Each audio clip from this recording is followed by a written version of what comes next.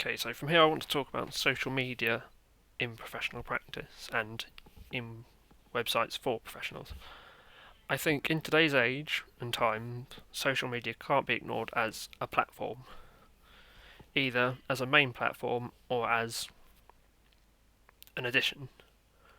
So, for instance, this is my Instagram, which I use quite often, publish a lot of my work.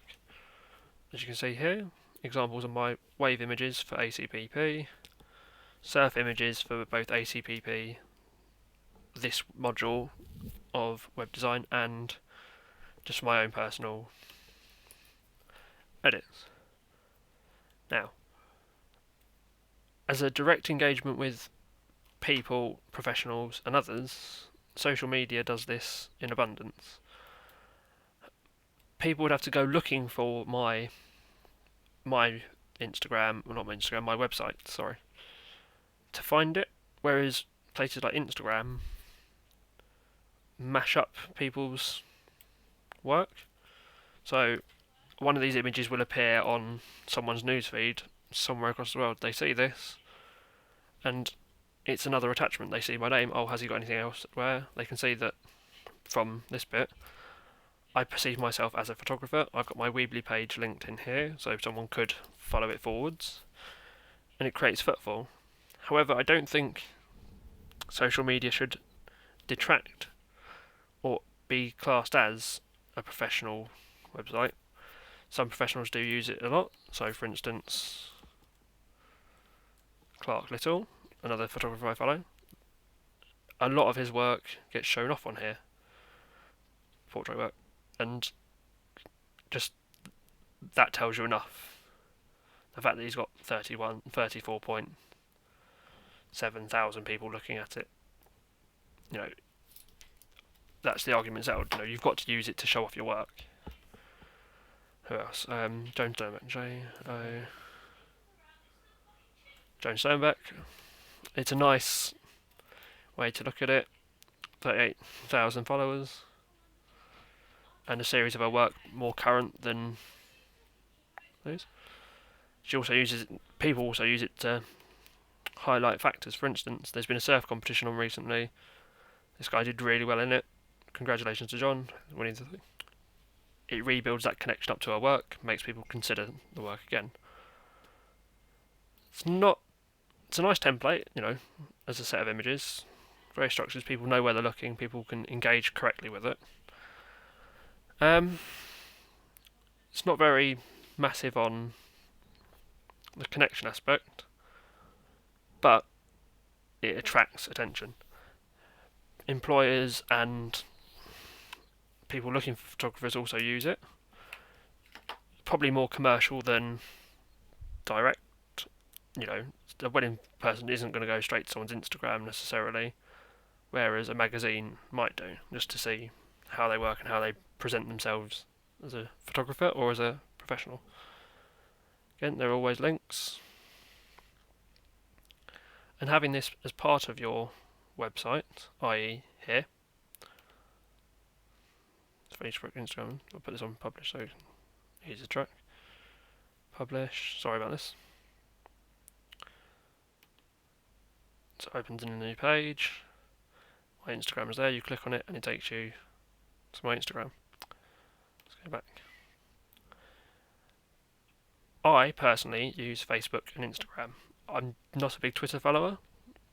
It's not within my skill set, i.e. it's text based, and that isn't something I'm strong at. So, sticking with something that I can rely on my images with, or use my images for, is a better concept.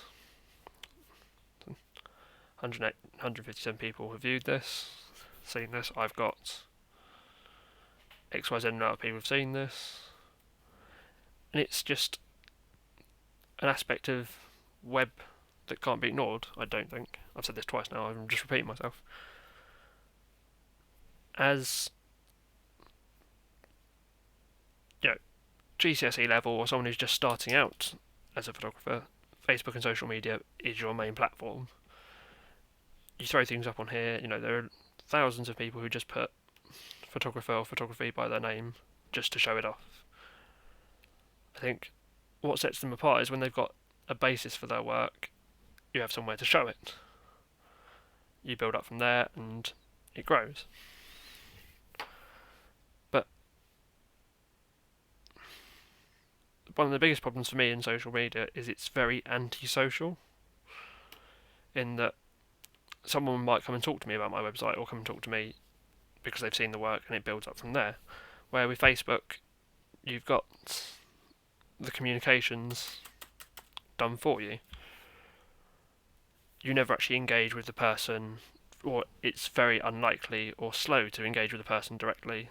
You know, they might email you, which builds it up better, but this whole comment generation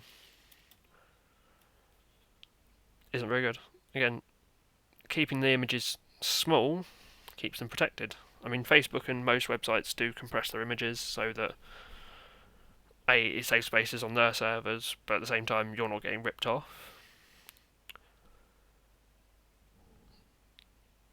I think some work for me, I put up like 12 gigs.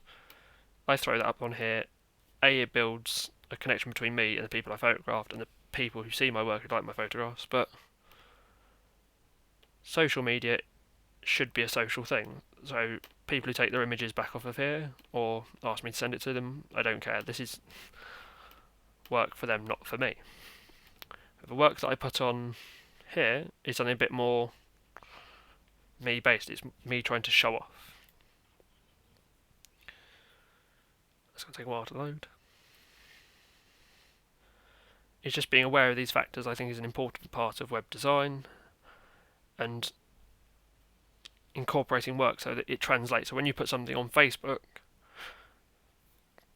maybe have a comment in here somewhere, or like for me in the coming up section, talk about that I've used Facebook and things, hint back at it, add links, make all these networks correlate.